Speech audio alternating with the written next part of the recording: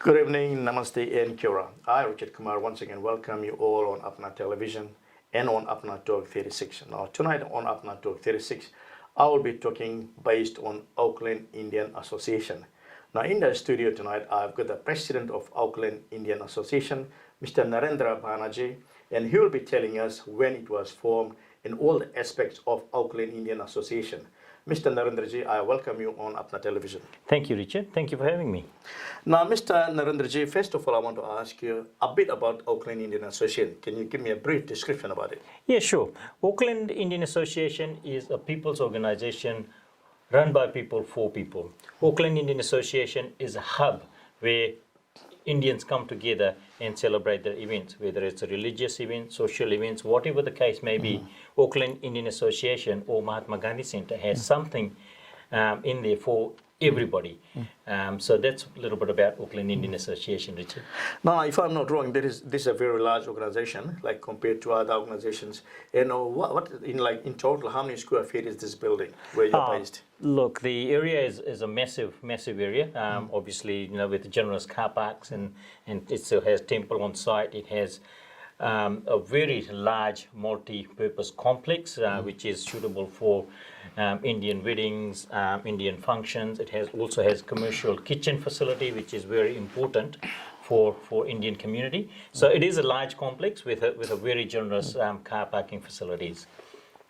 Now, being such a large organization, right? And then when I was discussing with you when you came in, and from where it started, it sounded really, odd.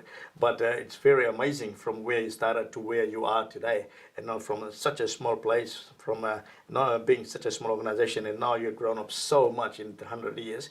Can you tell me where it actually started off from? Yeah, sure. Auckland Indian Association actually started well over 100 years ago. And it was started in someone's garage. And our pioneers, obviously, when they first arrived in New Zealand, they had to deal with various challenges in their day-to-day lives. And one of the challenges was racism. Was the key challenge that they faced. So when they met in someone's garage and discussed all the common issues that Indians were facing, where our pioneers couldn't walk into someone's to barber shop and get their haircut, they couldn't walk into fish shop to purchase a fish, and more importantly, they were having major problems getting into suitable employment. So the idea of forming the association was actually started in someone's garage, where a few of our pioneers came together to discuss these common challenges that they were facing in their daily lives. So this is when they came together and decided to form Auckland Indian Association. So it was actually formed in someone's garage, and from there they went a step further, and what they did was they purchased 3 houses on Victoria Street in the Auckland CBD. So obviously the organization wasn't in position to build some community centers straight away. So those 3 houses initially were rented out for quite some time. And then when the association had sufficient funds, this is when they built a small community place at Victoria Street in the CBD. And so this is that venue was called Gandhi Centre. So Gandhi Centre was obviously, it served a purpose up until 1988, and with influx of a lot of Fiji Indians, Indian Indians coming into Auckland, Gandhi Centre, which was on Victoria Street, started to then become too small for the community. So then community obviously decided that we need a bigger space, place. So this is when Auckland Indian Association decided to purchase Mahatma Gandhi Centre at 145 New North Road.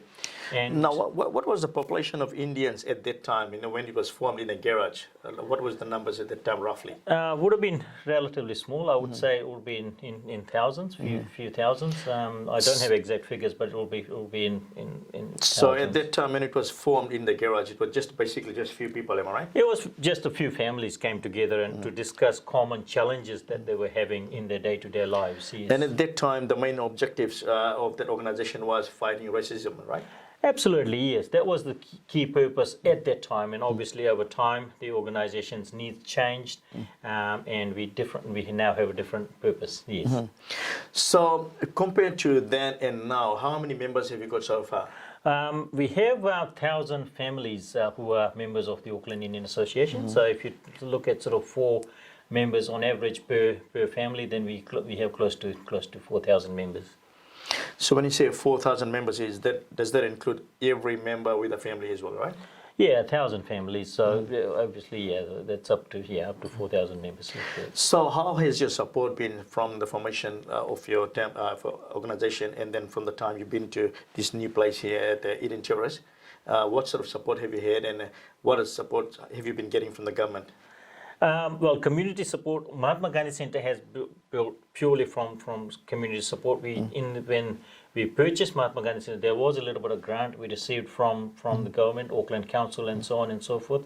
But the majority of the funds came from our donor members. Now, I may ask you, like your objectives that time was something different, right? Now, once you've grown up, and then once things changed, and then you got a bigger center, you got many more people who joined your organization. What was your objectives that time when you moved to this new place in Eden Terrace? Yeah, sure. So one of the key objectives of the Auckland Indian Association is to protect and preserve Indian culture in Auckland, and also to promote religious and spiritual advancement of the Indian community in Auckland, Greater Auckland region, right? So to achieve these objectives, we have obviously have temple on site where all the people can come together and pray. We have highly qualified priests to facilitate all the pujas and everything. So that's one of the key areas. We also have a world-class Mahatma Gandhi Centre itself, the complex where the complex serve the purpose for weddings.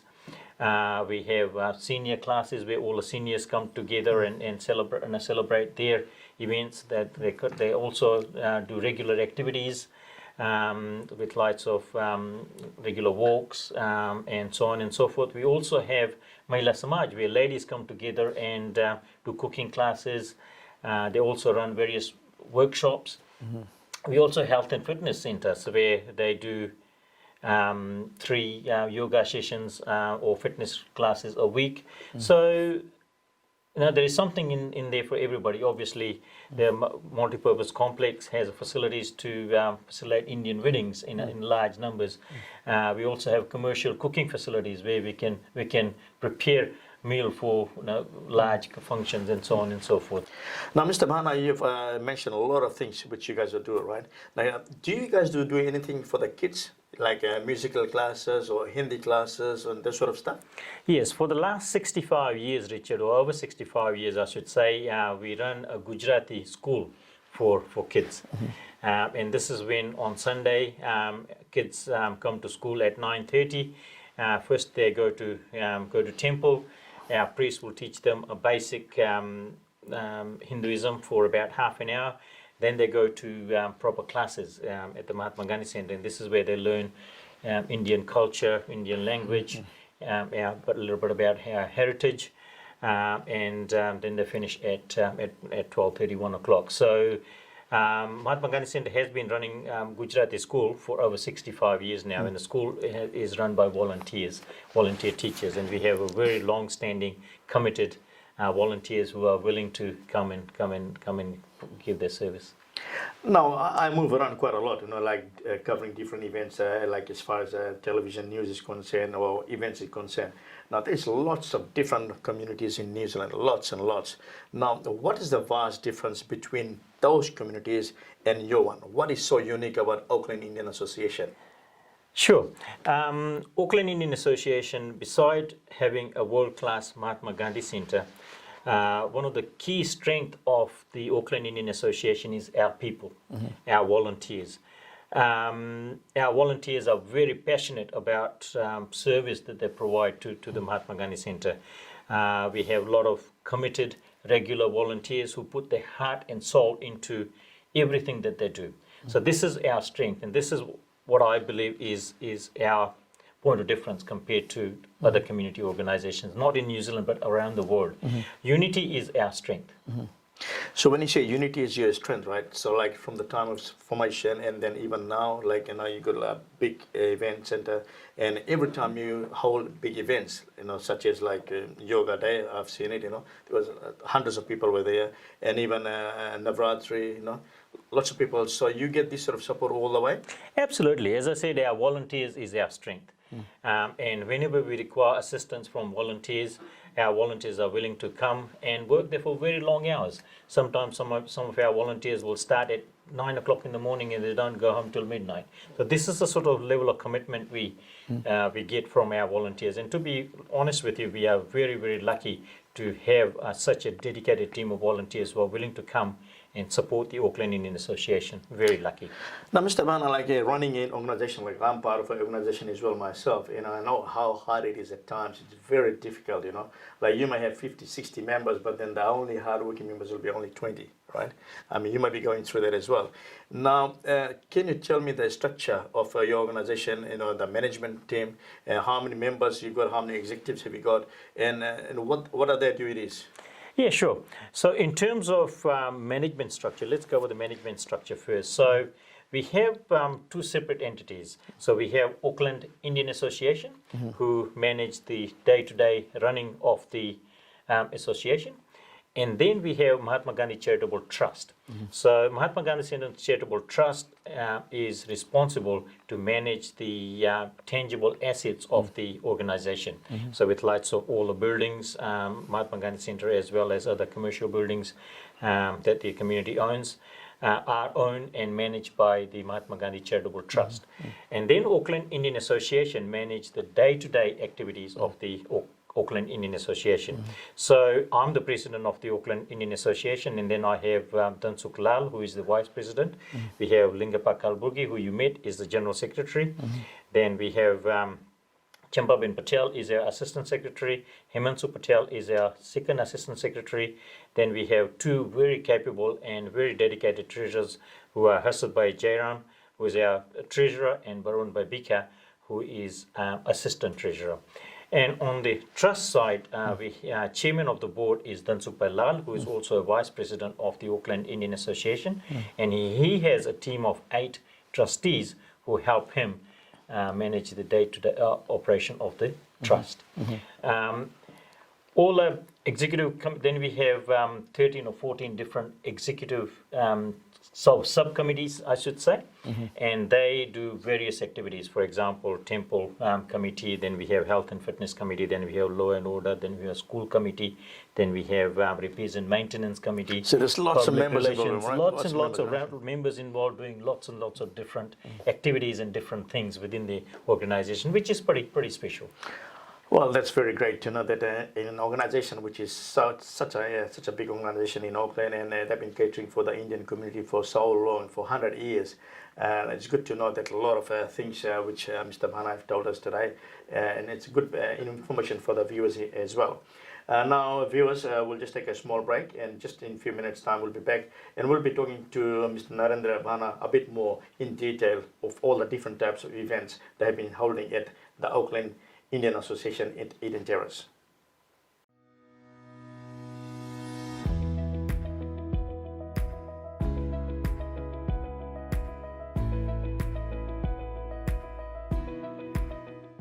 Welcome back to Apna Talk 36. Once again, I welcome you all back on Apna Talk 36. And as you know that I'm talking to the president of Auckland Indian Association, Mr. Narendra Bhana. And today he's telling us, he's giving us some information of when this organization was formed and what was the aspects of forming this organization and what they have done and what are they doing at the present. Now, Mr. Bhanaji, I welcome you on Apna Talk 36 once again on the second half. Thank you, Richard. Now, I just want to ask you, like, since the formation or since you moved to this big event center at Eden Terrace, what various types of events you've held, per year? There are lots of different events we hold throughout the year. There's something happening at the Mahatma Gandhi Centre almost every day. So one of our key events is Navratri, where we come together and celebrate Navratri for 9 nights, and we finish on 10th day. This is where we invite 4 musicians from India. We also have politicians come and participate in Dandiya. And it's one of our very popular events. Now, if I'm not wrong, I think Dandiya is the biggest event for Auckland Indian Association. Yes, definitely. Yes, it is the biggest event in terms of we draw a large number of crowd at the Mahatma Gandhi Centre throughout those 9 nights. So yes, you're definitely right. It is our biggest event. And apart from that, what other religious events you hold there? Lots of different events. Once again, we hold International Yoga Day, which in itself is a very successful event. I think you were there last time when we celebrated in June.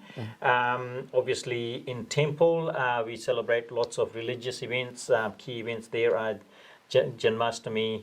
All the Hindu religious events are celebrated in our temple. We have highly qualified priest who is definitely contributing a lot to Hindu religion itself. We then have every Sunday, we run Sunday school, which once again are run by all the volunteer teachers. We then have health and fitness classes 3 times a week, and they do yoga, ball aerobics, pump and everything, so they do that 3 times a week. Then we have Mahila Samaj committee, and they do various activities with lots of cooking classes. They have my lady guest speaker, and they do various events. And senior citizen committee, they do lots of activities to keep our seniors engaged and happy and healthy. So there's lots of events happening throughout the year, and there's, as I said, something's happening at the Mahatma Gandhi Centre almost every day. Now, from time to time, I've seen that like when you hold big events at the Gandhi Centre, the Auckland Indian High Commissioner is involved as well. Now, what can you tell me a bit more about that? Yes, all the key events, we extend our invitation to the Indian High Commissioner, as well as few key dignitaries. With lots of all the politicians are generally there, and we, to be honest with you, we're very fortunate to have presence of High Commissioner and various other dignitaries at the Mahatma Gandhi Centre. Now, Mr. Narendra, like I may ask you, like due to pandemic COVID-19, lots of organizations have been doing various types of giveaways and stuff like for the various different communities. Now, as far as Auckland Indian Association is concerned, have you done anything for your community from on behalf of Auckland Indian Association? Yes, most definitely, Richard. During lockdown, obviously, looking after our members, especially our seniors, was the most was our priority. So during lockdown, what we did was I maintained a regular contact with our members via emails, messages, and videos, and so on and so forth. Also, we have Senior Citizen Committee Chairperson Dhirubhai Patel, who looks after our seniors. He maintained regular contacts with our seniors to make sure that they are looked after and there's no issues within the community and so on and so forth. So I'm very pleased to report that none of our members were impacted by the first lockdown. So we are very, very lucky there.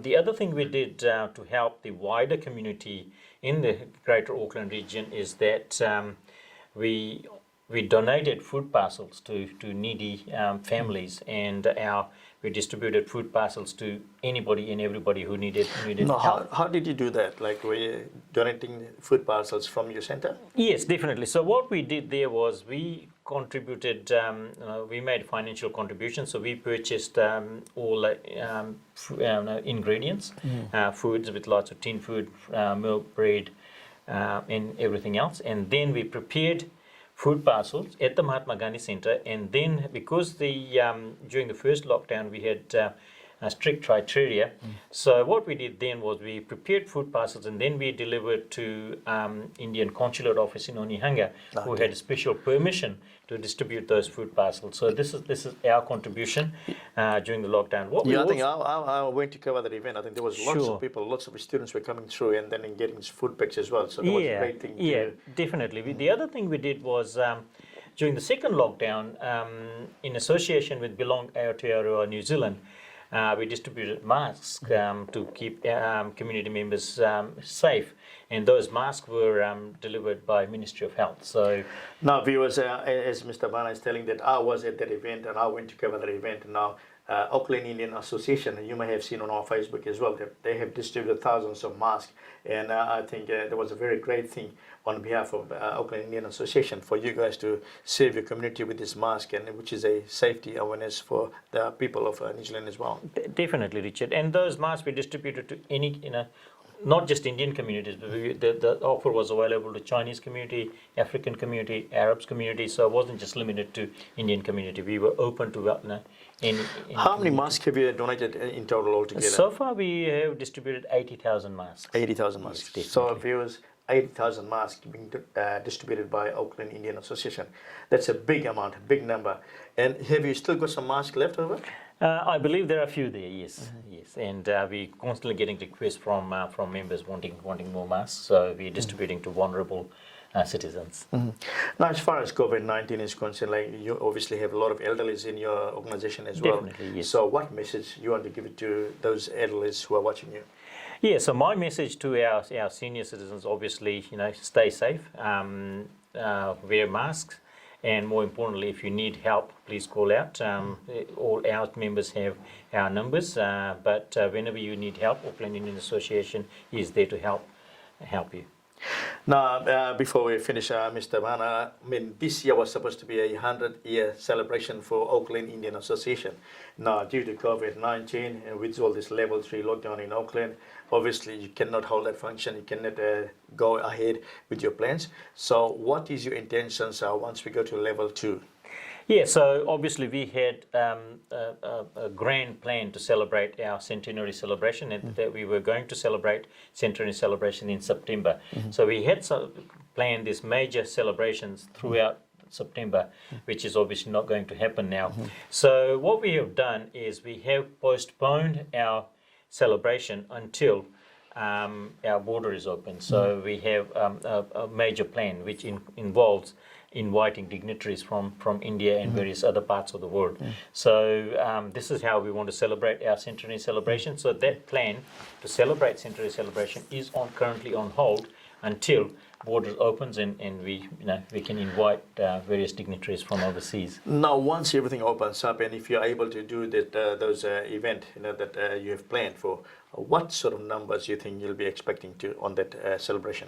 Yeah, so we want to celebrate centenary celebration over a period of, say, 3 months, and we have planned various different activities for 3 months. So, for example, we will have a religious katha, where we will invite 5 people from India who will come and do katha at the Mahatma Gandhi Centre. So this is one of the activities. The other activities is exhibition, which will showcase Auckland Indian Association's journey from how we started from someone's garage through to Gandhi Hall at Victoria Street, and then how we arrived at the Mahatma Gandhi Centre at 145 New North Road, Eden Terrace. And also we will touch a little bit on what's our future vision is. So that will be a part, that will form our exhibition. And then we also have cultural program, musical program, and gala dinner. We will also have planning to publish a special centenary celebration publication. So our centennial celebration will have lots of different So activities. this is going to be all in between the 3-month time, right? Yes, definitely. That's a plan, yes. And as a president of Auckland Indian Association now, what sort of journey you have had experienced? It's a great place, and I enjoyed every second day of being a president of this prestigious organization. So I've had a great experience. I enjoy meeting a lot of people, and I get a lot of drive, a lot of excitement from energy that our volunteers give to the association on a daily basis. So when you do your celebration here on like 100th year, now are you going to invite a lot of communities around from New Zealand as well? Absolutely. So we will be involving other Indian communities throughout New Zealand, as well as few key dignitaries from India. So yes, most definitely. So how positive do you feel, like with this lockdown, like level 3 now, and we may be going to level 2, and then never know whether it's going to be extended further or not? We don't know. Time will tell. So at the moment we're taking day by day, and we're obviously following government's guideline. But I guess our key thing is for us to celebrate or carry on with this centenary celebration, which basically we are waiting for borders to open, which we know that we could be waiting for quite some time, and we're happy to do that. Now, I just want to ask you, like you've got so many members here, right? Have any of your members who have traveled overseas and they are stranded and they cannot come back to New Zealand? Not directly Auckland Indian Association members, but I have had a number of phone calls from various other Indian communities, or where they basically stranded overseas, in various parts of India, and who are desperately wanting to come back. So this definitely is the case. I've received numerous phone calls, emails, WhatsApp messages from people who are stranded in India and they can't. Is Auckland Indian Association connected to any organizations in India, so where you can interact with each other and then see what's happening over there and see what's happening over here, so people can see what's going around due to COVID-19? Not directly, no. We've sort of been providing regular updates through our internal means, but we are not connected with any specific organizations in India who could basically link up and we could share information. No. So what is your future vision for Auckland Indian Association as a president? As a president, obviously, I want to take the organization to the next level and keep building on it. But our board has an even bigger vision. We're wanting to transform the Mahatma Gandhi Centre that you see today into a world-class Indian hub, which will include medical centre, rest home, recreation facilities, hotels, and so on and so forth. So, and we have our land mass to do that. So our board definitely has a greater vision. But as a president, I just want to keep building on it, keep learning from our people, and keep improving every day. Now, those future projects you're intending to do, are they going to be done at the Mahatma Gandhi Centre where it is at the moment, or at a different place? No, definitely where we are located now, and there's definitely enough land space for us to create a world-class Mahatma Gandhi Centre. So it's definitely where we are now. Now, if people who are watching us on Apna Television, if they want to become part of Auckland Indian Association, if they want to join, where and how could they do that? Yeah, sure. So anybody can. Well, we have any Indians can join Auckland Indian Association, and the process is very simple. We have one-page form where we collect your personal information, and then you can become member of the Auckland Indian Association. Now, before we finish off, Mr. Narendra, do you have monthly or fortnightly events where your members and your devotees and your supporters, they get together and just interact with each other? Absolutely. Throughout the year, we have lots and lots of different events, and which allow our members to come together and celebrate. Temple events are one of the activities. Obviously, something's happening at the temple throughout the year. We then celebrate various other events with lots of dandiya, yoga day. Last Friday of the month, we have karaoke night in the social room where members come together and enjoy each other's company.